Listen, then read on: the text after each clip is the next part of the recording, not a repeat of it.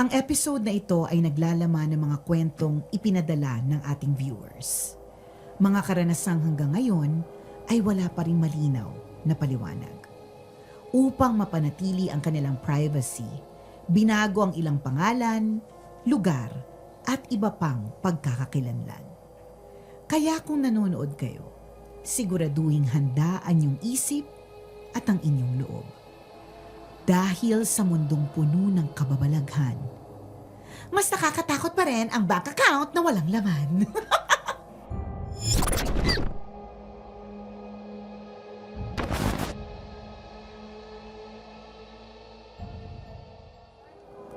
Magandang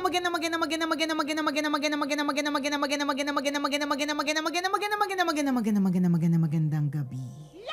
Nang takotawanan na ako po si Nicole Yala. At ako naman po si Titan Jello. At kayo po ay nakakapakinig at nakakapanood sa kwento na mahiwagang Burnay. Ang pinaka-nakakatawang horror podcast. Dito natin binubuksan yung mga kwento na may halong takot at may mga tanong na hanggang ngayon parang walang malinaw na sagot. Like, ano ba? Tayo ba or hindi? Di ba yung mga ganun tanong? Bakit?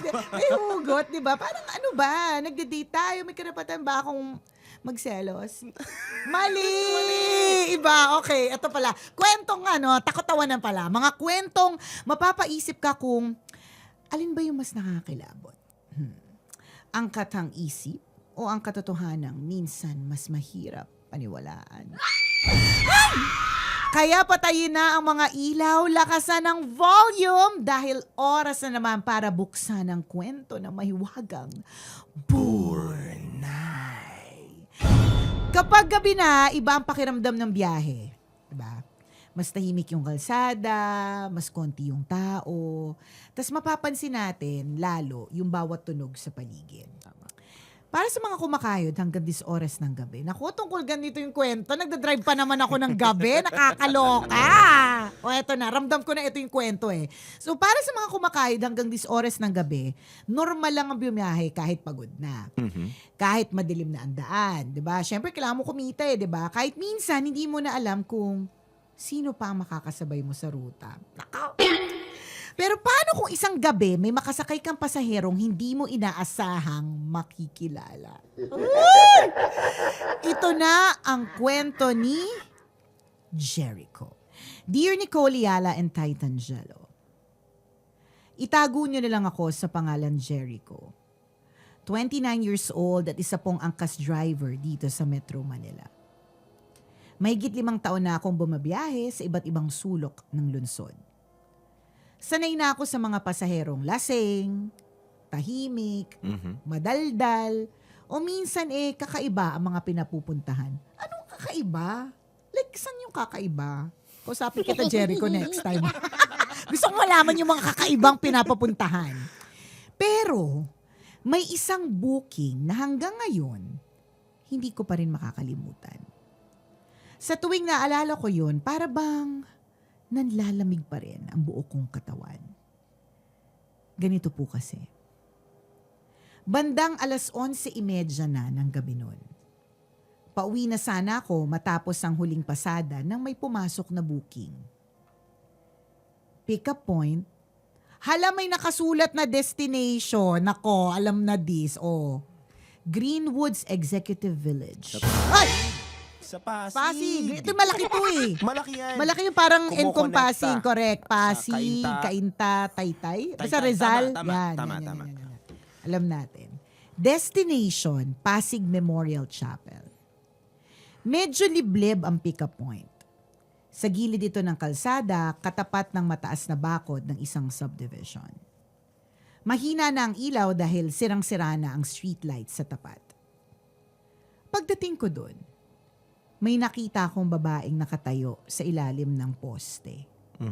Nakaputing hoodie at maikling palda na maong. Hindi ko halos maaninag ang mukha niya dahil nakayuko siya at natatakpan ng hood ang kalahati ng kanyang mukha. Baka youngstana. Hindi! Naka-outfit, no? Diba? Outfit, diba? Parang Nag-aabang ng Nag-aabang booking. ng booking. Diba? Youngster na, diba? Mga kahood, diba? Diba, tama ba? Tama, Hindi hindi. kasi parang, youngster na, pakita yung mukha, ganyan. Nasa gedli-gedli lang. Nasa gedli-gedli, yung youngster na, nakamaong, anyway. Alam mo, ginagawa ko lang to para hindi ako matakot. Kasi may mga pa-background music dito sa headset na nagugulat ako. Anyways. So, hindi ko halos maaninag ang mukha niya dahil nakuho siya at natatakpan ng hood ang kalahati ng kanyang mukha. Oo. Yung star na. Geng, ganun. Anyways, marahan siyang lumapit. Tingnan mo, may marahan pang paglapit. Siguro parang ano, paano ba yung youngster na lumapit? Tapos lumapit. Oo. Nagtanong. Ano sabi? Source ka ba? Ng mga good items. Kung hindi nyo alam, hindi kasi kayo Gen Z. Hindi nyo alam yung good item, no? Source ka ba? Kasi marahan eh. Marahan. Eh. So parang may tinatago, di ba? Ano ba, hindi tayo natatapos? Tuloy Sabi, mo. 25 Tuloy mo, minutes lang daw. O anyway. So marahan siyang lumapit. Kuya, Pasig Memorial Chapel po. Napatingin ako sa app. Pareho naman ang destination. So, hindi na ako nagdalawang isip. Inabot ko yung extrang helmet. Nagulat lang ako nang hawakan niya yun. Parang galing sa loob ng freezer ang lamig ng kamay niya. Hindi ko na lang pinansin. Habang umaandar kami, nagsimula namang umambon. Kaya inalok ko siyang gamitin yung kapote pero ayaw. Umiling lang siya. Mas binaba pa niya ang hood na suot niya. Oh, geng, hood. Di ba parang Tinakpan yung mukha. tinakpan yung mukha, di ba? Yung parang pag gano'n, di ba? Di ba gano'n yan sila? Okay. So, binaba niya pa ang hood na suot niya. Tahimik ang biyahe at para maibsan ng antok, sinubukan ko makipagkwentuhan. Estudyante ka pa, ma'am? Opo. Anong course mo? 3rd year nursing. Maikli lang ang mga sagot niya. Parang ayaw niyang humaba ang usapan. Pagsapit namin sa madilim na bahagi ng C5, bigla ko naramdaman na parang bumigat ang motor ko. Ay, katakot! Mistulang, hindi lang dalawa ang sakay. Para bang may isa pang nakaupo sa likuran namin. Ay, katakot! Napakabig ako ng bahagya sa manibela. Ma'am, pakihawak na lang po na maayos. Wala siyang sinagot. Napatingin ako sa side mirror. Nakakatakot. Nakita kong hinigpitan niya naman ang kapit niya sa hawakan sa likod. Doon ko napansin ang kulay ng balat niya. Hindi lang ito maputla. May kulay itong ube na parang matagal nang pasa. Parehong-pareho ang magkabilang pulsuhan niya. Kinalabutan ako pero sinabi ko sa sarili kong baka epekto lang yun ng ilaw sa kalsada. Makalipas ang ilang segundo, biglang nag-vibrate ang cellphone kong nakakabit sa manibela. Katakot yung background music, ha? Sinagot ko gamit ang Bluetooth ng helmet ko. Hello po. Isang babaeng halatang nag-aalala ang sumagot. Kuya, nasa na po kayo? Kanina pa po ako naghihintay sa pick-up. Uy! Sino pinick up niya? Oh my gosh! Napakunot ang noo ko. Kasi parang may mali. Kung hindi siya ang na-pick up ko, sino? Sino ang sakay niya? Ang sakay niya. Ay! Dahan-dahan akong tumingin sa side mirror. Nanlamig ang buo kong katawan. Wala akong sakay! Wala siyang sakay! Nakakatakot! Kalsada lang ang nasa likuran ko. Madilim, maulan, walang kahit sino. Nanginginig ang boses ko. Ma'am, may naisakay po akong babae. Nakaputing hoodie siya, nakamaong na palda, papunta rin po sa Pasig Memorial Chapel. Biglang natahimik ang kabilang linya. Pagkaraan ng ilang segundo, narinig ko ang mahinang paghikbi. Kuya, anak ko po yun. Hindi ako nakapagsalita. na aksidente siya kagabi sa C5. Papunta po ako ngayon sa burol niya. Parang may nagyayelong tubig na ibinuhos sa likod ko. Sa sobrang takot, bigla akong prumeno at itinabi ang motor. Halos hindi ako makahinga sa lakas ng tibok ng dibdib ko. Bigla akong naramdamang may mabigat na kamay na dumampi sa kanang balikat ko. Ay, katakot! Oh my gosh! Malamig! Basang-basa na para bang kagagaling lang sa malakas na ulan. Hindi ako makalingon. Unti-unti akong tumingin ulit sa side mirror. Wala pa ring tao. Pero malinaw kong narinig ang mahinang bulong sa mismong tenga ko. Paos, mabigat, at amoy basang aspalto at dugo ang bawat paghinga. Kuya, bakit ka huminto? Saglit na tumigil ang boses. Malapit na tayo. Hindi ko na kaya. Woohoo! Katakot! Hindi ko na alala kung paano ako nakarating sa pinakamalapit na gasolinahan. Ang natandaan ko na lang, nanginginig akong bumaba ng motor habang paulit-ulit na nagdarasal. Makalipas ang ilang araw na ikwento ko ang nangyari sa isang matandang rider na matagal nang bumabiyahe sa Metro Manila. Tahimik lang siyang nakinig bago niya ako tinapik sa balikat. Sabi niya, hindi raw ako ang unang rider na nakapagsakay ng isang kaluluwang hindi alam na wala na pala siya sa mundong ito. May mga ligaw na espiritu raw na paulit-ulit na binabalikan ang huli nilang biyahe. Hanggang hindi nila natatagpuan ang pupuntahan nila, patuloy silang sasakay sa sino mang handang magsakay sa kanila. Simula noon tuwing tumatanggap ako ng booking ng 10 oras ng gabi, lagi muna ako nagdarasal bago umandar. At kapag may pasaherong tahimik sa likod, hindi na ako lumilingon sa side mirror. Baka kasi may makita akong hindi na dapat nakikita. Hoy! Hanggang dito na lamang po ang inyong tagapakinig, Jericho. Katakot, no? Ay, katakot. Pero first time ko makarinig ng kwento na angkas o motor. Mhm. Ang naririnig ko kadalasan, Sasakyan. 4-wheel. Mm-mm. So may isasakay sa likod, tapos tahimik yung babae. Kadalasan babae. Mhm. Parang bihira yung lalaki nakakatakot. Bakit kaya? Bakit nyo ba kami kinatatakutan? May toyo lang naman kami sa pag-iisip paminsan. Pero kung ako'y kikuya, Jericho. ganun yung nangyari. Mm, Habang nagmamaneho kami, dahan-dahan, marahan. dahan-dahan. Ano? Nakita ko sa side mirror yung Oh. itsura. Ano? Ang gagawin mo? Sexy. Oh, pwede. Yari ka sa akin. Pwede. Pwede. Pwede. Diba? Pero nakakatakot eh. Oo. Nakakatakot. And I'm sure may madami tayong mga tsuper na may iba-ibang mga klase ng kwento. Meron akong isang kaibigan kasi nga first time ko makarinig ng kwentong ganito. At yung mga kwento na sinishare sa ating kwento na may wagang burnay ay kwento nangyari sa totoong buhay. Hindi po ito chismis Agree, lang. tama.